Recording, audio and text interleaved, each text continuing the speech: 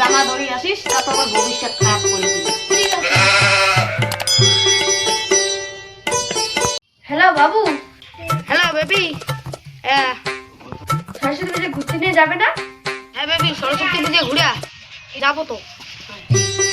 হ্যাঁ আমি বর্তমানে অফিসেতে আছি তো। ঠিক আছে।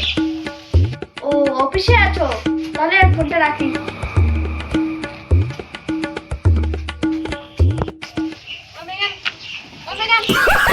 এই জুতোগুলো পরিষ্কার করে দে। ঠিক আছে। The next day. কতক্ষণে আসার কথা ছিল, এলাম নাই। So much later that the old narrator got tired of waiting and they had to hire a new. হ্যাঁ কতক্ষণে আসার কথা ছিল। ছাড়ো ওসব বাদ দাও, চলো চলো চলো।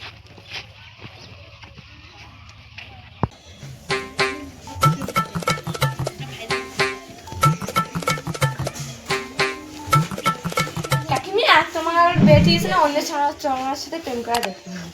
সসাই দিতে শুকিনি। হ্যাঁ, কিন্তু একটা কথা, মোক সুপ্তানি কই দেখাবেন না, মোক নলিতা কই দেখাবেন। মই আসলাম নলিতা। তো তোক নলিতে করিয়ে দেখাম, মোর বেটি কুড়গোনা আছে, তুই ওকে মোক দেখে দে। চলো ওই রোজি কিনে আসে আসে।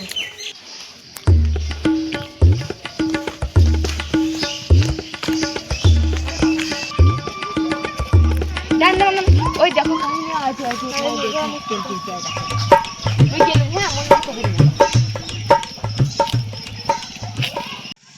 তাহলে সরস্বতী পুজোটা কেমন ঘুরলো? ভালো ঘুরলো। আরো ঘুরবে না, বাড়ি